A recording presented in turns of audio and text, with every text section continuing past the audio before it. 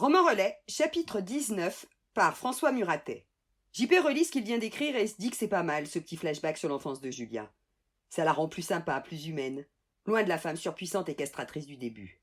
Bon, mais Diego, le vrai. C'est-à-dire le faux, pas Eugène, celui de la fiction du début, il en est où? Toujours dans sa cellule de dégrisement alors qu'il n'est pas bourré? JP se remet à son clavier. Diego se réveille péniblement, il se sent sale et pas en forme. Le lit de la cellule est étroit, il en est tombé cette nuit.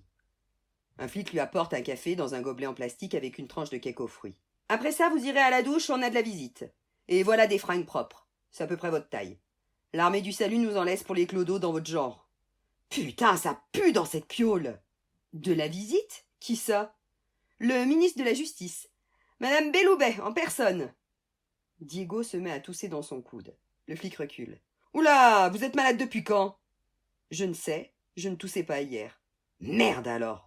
Diego boit son café, laisse le cake aux fruits, va prendre une douche vite fait et met un vieux jean, un t-shirt et un sweat à capuche. Il est enfin propre, même si la serviette sentait la relavote.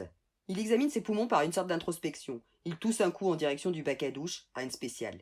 Il a un léger vertige, mais est-ce la fièvre ou le fait qu'il n'a rien mangé? Difficile à dire. Il est sorti de sa cellule par des flics qui se tiennent à distance, les mains gantées devant leur nez et leur bouche. Le chef maudit ces salopards de politicards qui ne leur ont pas donné de matériel de protection. Allez, Ous, dehors! Dehors, il y a encore la presse, des appareils photos, des caméras. Nicole Belloubet est là, cheveux au vent, et à côté d'elle un grand gars avec de longs cheveux blancs et une barbe de la même couleur. Bonjour Diego, lui dit-elle avec un sourire chaleureux, comme si elle allait le mordre. J'ai décidé de vous libérer pour faire de la place dans les prisons françaises. Vous êtes content? La ministre, tout sourire, lui parle entre ses dents, façon ventriloque. Dites que vous êtes content, sinon vous y retournez et je demande qu'on vous défonce le cul. Diego se tourne vers les caméras, il se force à prendre l'air modeste et content. Je remercie Madame Belloubet de cette action si généreuse. Elle lui plante les ongles dans le bras et s'adresse au journaliste. Aujourd'hui, cette libération est un exemple de mon action pour soulager les prisons surchargées.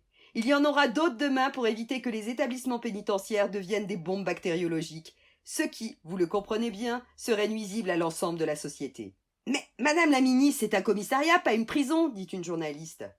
Madame Belloubet, vous aviez parlé de 5000 prisonniers libérés. Il faut bien commencer quelque part, s'agace la garde des Sceaux. Diego est encore tout sourire, il se laisse prendre en photo, mais c'est au tour du grand chevelu de lui attraper le bras. Je vous engage dans mon équipe test pour une expérimentation sur la chloroquine. Suivez-moi. Diego comprend à qui il a affaire.